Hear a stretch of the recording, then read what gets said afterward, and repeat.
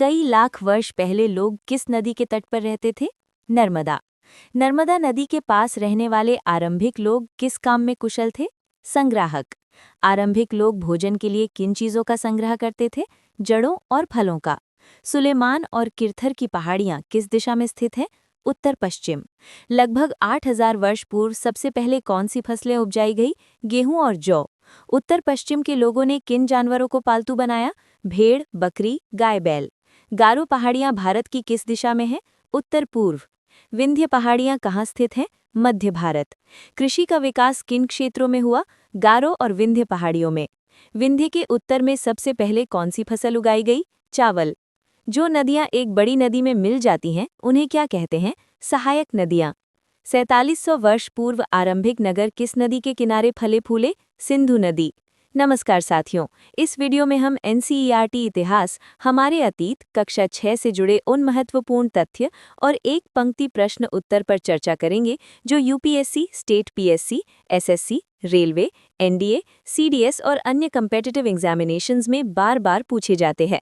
NCERT इतिहास प्रतियोगी परीक्षाओं की फाउंडेशन मानी जाती है। अगर वीडियो उपयोगी लगे तो लाइक करें और इसे अपने दोस्तों के साथ शेयर करना न भूलें। सोन किस नदी की सहायक नदी है? गंगा। गंगा के दक्षिण में प्राचीन काल में कौन सा विशाल राज्य था? मगध। मगध के शासक कैसे थे? बहुत शक्तिशाली। इंडिया शब्द किस शब्द से निकला है? इंडस। इंडस को संस्कृत में क्या कहा जाता है? सिंधु। ऋग्वेद लगभग कितना पुराना है? 3500 वर्ष।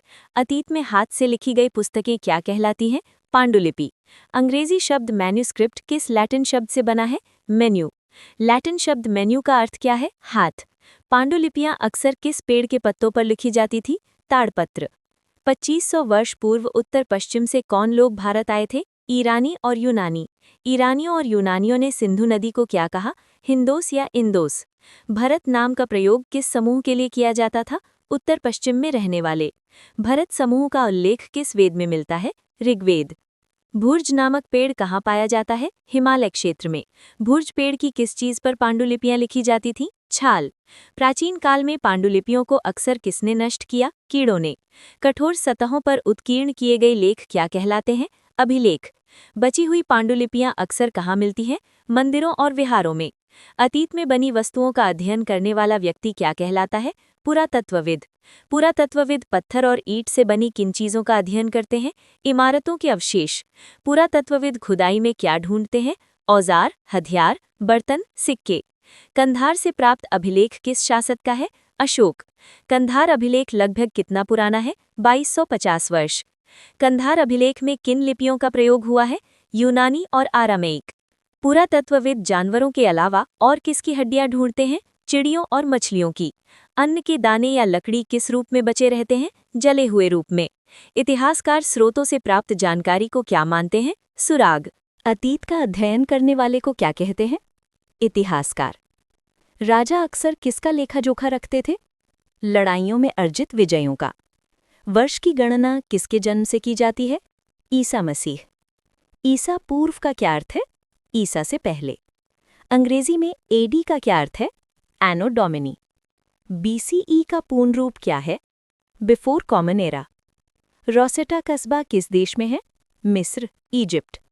रोसेटा के पत्थर पर कितनी भाषाओं लिपियों में लेख है? 3। मिस्र के अभिलेख में राजाओं के नाम किस फ्रेम में थे? कारतूस, काटूश। भीमबेटका किस राज्य में है? मध्य प्रदेश। राख के अवशेष कहाँ मिले हैं? कुरनूल गुफा। आरंभिक काल को क्या कहते हैं? पुरा पाषाण काल। पुरा का क्या अर्थ है? प्राचीन। पाषाण का क्या अर्थ है? पत्थर। छोटे औजारों को क्या कहते हैं? माइक्रोलिथ, लघु पाषाण। मध्य प्रदेश और दक्षिण उत्तर प्रदेश की गुफाओं में क्या मिले हैं? शैल चित्र। चित्रों में किसका सजीव चित्रण है? जंगली जानवरों का। भारत में शुतुरमुर्ग किस युग में होते थे? पुरापाषाण युग में। शुतुरमुर्ग के अंडों के अवशेष कहाँ मिले? पटने, महाराष्ट्र। शुतुरमुर्ग के अंडों के छिलकों पर क्या मिलता है? चित्रांकन। शुतुरमुर्ग के अंडों से क्या बनाए जाते थे? मनके। हुंसकी में किस युग के पुरास्थल मिले? पुरापाषाण युग। हुंसकी में अधिकांश औजार किससे बनाए जाते थे? चूना पत्थर। चित्रों में रंग किससे बनाए जाते थे? लौह अयस्क या चारकोल। भीमबेटका, हुंसकी और कुर्नूल मानचित्र में किस देश में है? भारत। सबसे पहले किस जानवर को पालतू बनाया गया?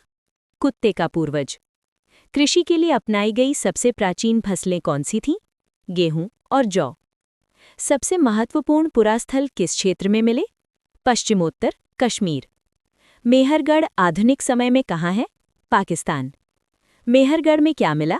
गेहूं, जौ, भेड़, बकरी। कोल्डी हवा कहाँ स्थित है? उत्तर प्रदेश। कोल्डी हवा में क्या मिला? चावल, जानवरों की हड्डियां। महागढ़ा उत्तर प्रदेश में क्या मिला? चावल, मवेशी, खुर के निशान। गुफकराल कश्मीर में क्या मिला? गेहूं और दलहन। बुर्ज़होम कश्मीर में क्या मिला? गेहूं, दलहन, कुत्ते, मवेशी। चिरांद बिहार में क्या मिला? गेहूं, हरे चने, जौ, भैंस। बुर्ज़होम के लोग घर कहाँ बनाते थे? गड्ढे के नीचे। गड्ढे के नीचे बने घरों को क्या कहते हैं? गर्तवास।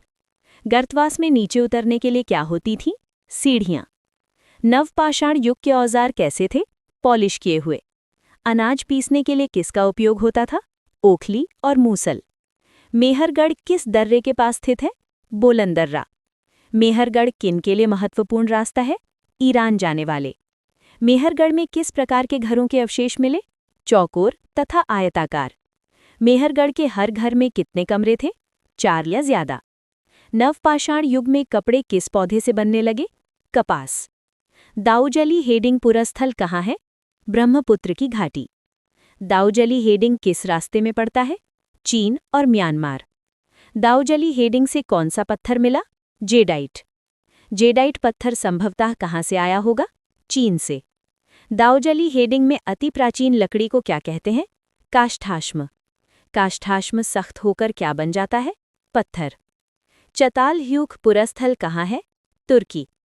चतालह्यूक में चकमक पत्थर कहाँ से आया? सीरिया। कौड़ियाँ कहाँ से लाई गई? लाल सागर से। सीपियाँ कहाँ से लाई गई? भूमध्य सागर से। हल्लूर में क्या मिला है? ज्वार बाजरा। जेडाइट पत्थर किस पुरस्थल से मिला? दाऊजली हेडिंग से। मेहरगढ़ में घर कैसे थे? आयताकार या चौकोर। चिरांद पुरस्थल किस आधुनिक राज्य में है? बिहार। गुफकराल कहाँ स्थित है? कश्मीर। सबसे पहले किस पौधे को उगाया गया? गेहूं। तो साथियों, आज के इस वीडियो में हमने एनसीईआरटी इतिहास, हमारे अतीत से जुड़े महत्वपूर्ण वन लाइनर फैक्ट्स को कवर किया, जो आपकी कम्पिटिटिव एग्जाम प्रिपरेशन के लिए बेहद ज़रूरी हैं। उम्मीद है ये वीडियो आपको रिवीजन, स्टैटिक जीके और प्रीलिम्स लेवल क्लैरिटी में मददगार लगा होगा। अगर वीडियो उपयोगी लगा हो तो लाइक ज़रूर करें और ऐसे ही एग्जाम ओरिएंटेड एनसीईआरटी, जीके और हिस्ट्री वीडियोज़ के लिए चैनल को सब्सक्राइब करना ना भूलें।